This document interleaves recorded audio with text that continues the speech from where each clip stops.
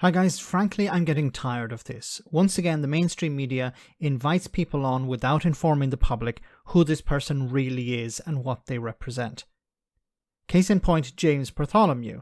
So who is he? Well, he's a journalist who has written articles for such clear and unbiased sources such as the Daily Mail, the Telegraph and the Spectator.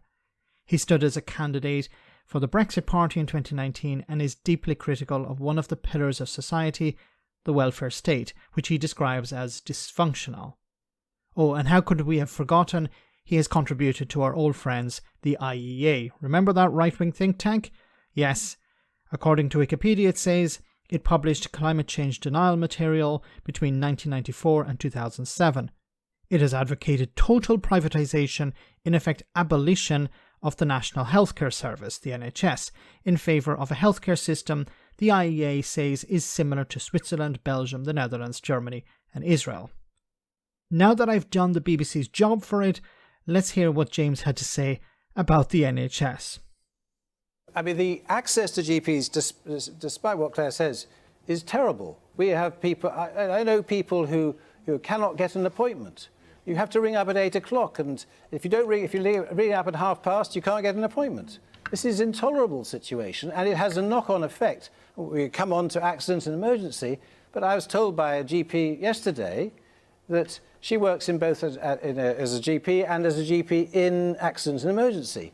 She says in accident and emergency, 80% of the people she sees would not have needed to be there if they'd seen a GP previously. Right. So is the answer coming back to your idea of changing the funding model? Is that what you think it is? Yes, I mean, basically we don't get enough bang for our buck in the NHS system. We don't get enough healthcare for our buck. They get 50% more in Europe, and they don't spend much more money. But it's because we're spending it in the wrong... It's absolutely vital it's because we're spending it in the wrong place. Don't remain closed-minded to the idea that we have to stay with this model. But it's not about how we raise the money, it's about where we spend it. Which gives us more healthcare.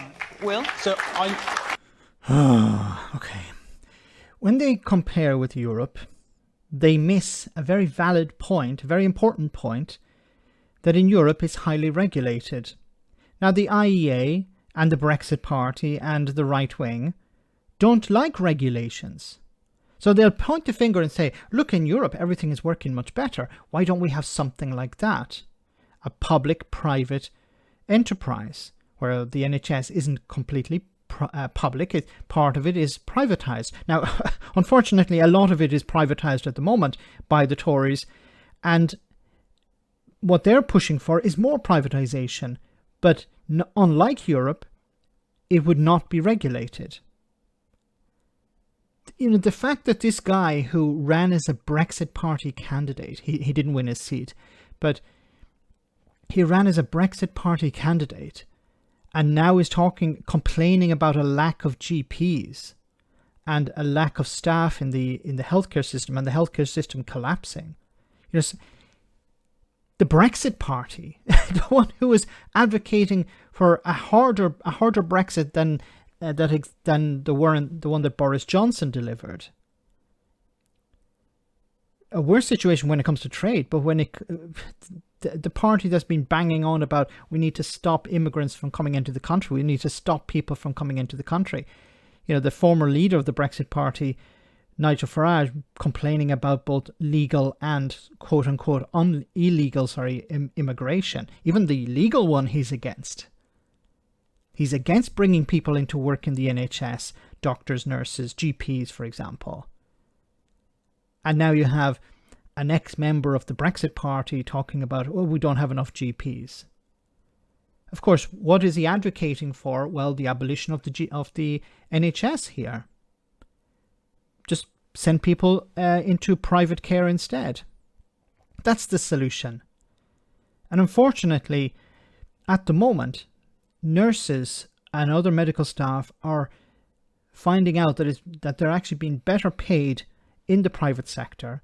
They have better conditions of employment in the private sector, and many are going. It's not the NHS's fault, it's government for not funding it correctly, not giving it the funding it needs. Because what's happening with the NHS as well is that a lot of the funding it's receiving is going directly into the private sector. So it can't reinvest in public services. Let me know in the comment section, guys, what you think about all of this. As always, your comments are greatly appreciated. Thanks a lot.